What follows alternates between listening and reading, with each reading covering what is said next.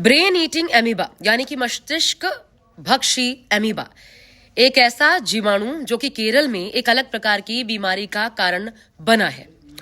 ये बीमारी फैलती है पानी के जरिए और ये जीवाणु नाक के रास्ते आपके दिमाग में प्रवेश कर जाता है और उसके बाद इतनी तेजी से ये ऐसा सूजन दिमाग की नसों को देता है कि जिसके बाद रिकवर करना मुश्किल हो जाता है। इस बीमारी की एक और डराने वाली बात यह है कि जो मोर्टेलिटी रेट है, मृत्यु दर, वो 97% की है। यानी कि अगर 100 लोगों को बीमारी होती है तो 97% लोगों को बचने के चांसेस कम हो जाते हैं, क्योंकि 2 से 15 दिनों के भीतर जहां जैसे जैसी इम्यूनिटी लोगों की उस प्रकार ये असर करता है। लेकिन एक बार असर किया तो इतनी तेजी से इसका अटैक होता है आपके दिमाग पर कि फिर आदमी को बचाना मुश्किल हो जाता है। 6 लोगों की केरल में इससे मौत हो चुकी है अभी तक और 10 लोग कोझिकोड मेडिकल कॉलेज में इस वक्त इस बीमारी से जूझ रहे हैं।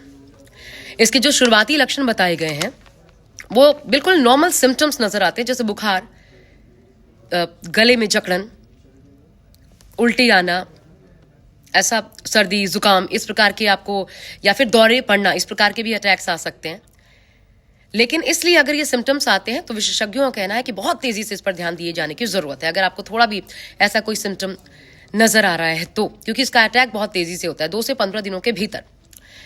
तो पानी के रास्ते, और ज्यादातर उन लोगों को होता है जो कि पानी में गोता लगाते हैं और कम पानी हो, गर्म मौसम में पानी का लेवल जब मान लीजिए किसी तालाब में कम है और फिर उसमें कोई तैर रहा है तो नाक के रास्ते वो एमीबा जो है वो आपके दिमाग में प्रवेश कर जाता है और फिर वो अटैक करता है बुरी तरीके से शरीर पर।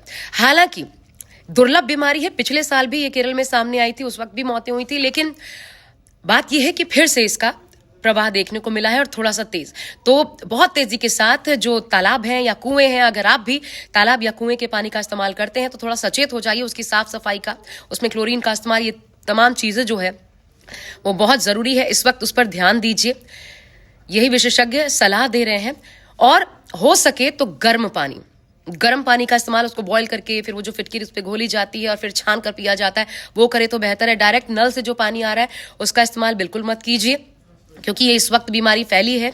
अगर आप खासकर उस इलाके से आते हैं जहां पर इस बीमारी की दस्तक है तब तो बहुत ज्यादा सावधानी बरतने की जरूरत है और सीधा नल से पानी जो आता है उसका इस्तेमाल न करें। अगर गोता लगाना है ऐसे किसी तालाब में, ज्यादा जरूरी है किसी, या फिर कुएं में उतरना है, किसी कारणवश नोज क्लिपिंग जो होती है उसका इस्तेमाल करिए। ये तमाम चीजों की सलाह दी गई है, तो डरने की जरूरत नहीं, लेकिन थोड़ा सा सचेत रहने की जरूरत है, क्योंकि पानी से होने वाली बीमारी है और ये घातक साबित हो रही है। So do take care.